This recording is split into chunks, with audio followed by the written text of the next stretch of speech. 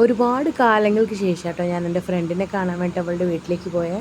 അവളുടെ തറവാട് വീട് നമ്മുടെ തൊട്ടടുത്താണെങ്കിലും അവൾ വീട് വെച്ചത് ഒരു 7 കിലോമീറ്റർ അപ്പുറത്താണ്. അപ്പോൾ നമ്മൾ മിനിക്കോയിൽ പോയതിനു ശേഷം അവളുടെ വീട്ടിലേക്ക് താമസം മാറി.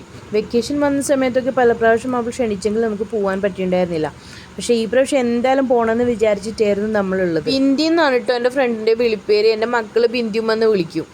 ഇവിടെ വേറൊരാൾ കൂടി ഉണ്ട് കേട്ടോ. ഹൃദയബന്ധം കൊണ്ട് എനിക്കൊരു സഹോദരനെ കിട്ടിയ അയൽവാസി ഇവനാണ്. ഈ പ്രാവശ്യം അവൻ ഖത്തറിൽ നിന്ന് വന്നിട്ട് ഒറ്റ ചോക്ലേറ്റ് പോലും തന്നില്ല കേട്ടോ. മാഷാല്ലാ വീടൊക്കെ ചുറ്റിക്കണ്ട് നല്ല അടിപൊളിയായിരുന്നു. ഇതാണ് എൻ്റെ ഫ്രണ്ടിൻ്റെ ഫാമിലി. ഫ്രണ്ടിൻ്റെ ഹസ്ബൻഡ് ഷിപ്പിലാണ് വർക്ക് ചെയ്യുന്നത്. അപ്പോൾ അതുകൊണ്ട് മൂപ്പരെ കാണാനൊന്നും പറ്റിയില്ല നമുക്ക്. നമ്മൾ വീട്ടിൽ പോയപ്പോൾ നമുക്ക് എന്ത് തരണമെന്ന് അവൾക്ക് അറിയില്ല. അവൾ എന്തൊക്കെയോ ഒക്കെ ഉണ്ടാക്കുന്നുണ്ടായിരുന്നു. അങ്ങനെ വർഷങ്ങൾക്ക് ശേഷം നമ്മൾ ഒന്നിച്ചിരുന്ന ഒരു ചായ കൂടിയൊക്കെ മനസ്സിന് വല്ലാത്തൊരു സന്തോഷം ഉണ്ടായിരുന്നു കേട്ടോ. കണ്ട് നമ്മൾ പണ്ട് ഇതുപോലെ അയൽവാസികളായിരുന്നല്ലോ. അപ്പം നമ്മളിതുപോലെ ഒരുമിച്ച് ചോറ് കഴിക്കും, ചായ കുടിക്കും ഒക്കെ ഉണ്ടായിരുന്നു. ഇവരൊക്കെ ഉണ്ടോ, ഇവരുടെ പ്രഗ്നൻസിയിൽ വരെ നമ്മൾ ഒരുമിച്ചായിരുന്നു കേട്ടോ.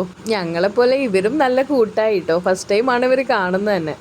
അതൊക്കെ കഴിഞ്ഞ് നമ്മൾ നല്ലൊരു കടൽക്കുളിയൊക്കെ കഴിഞ്ഞിട്ട് തിരിച്ചു വന്നു. ഇത്രയും ഹാപ്പി ആയിട്ടുള്ള ഒരു ദിവസം ഈ അടുത്തൊന്നും കിട്ടിയിട്ടില്ല.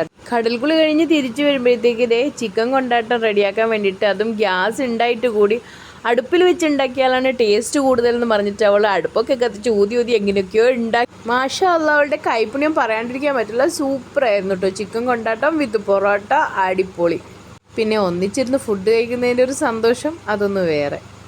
നിങ്ങളുടെ ലൈഫിൽ ഇങ്ങനെ ഒരു സുഹൃത്തുണ്ടെങ്കിൽ കമൻറ്റ് ചെയ്യാൻ മറക്കല്ലേ. അപ്പോൾ ഇന്നത്തെ വീഡിയോ ഇത്രയേ ഉള്ളൂ കേട്ടോ. നമുക്ക് പുതിയൊരു വീഡിയോ ആയിട്ട് അധികം താമസിക്കാതെ തന്നെ വീണ്ടും കാണാം.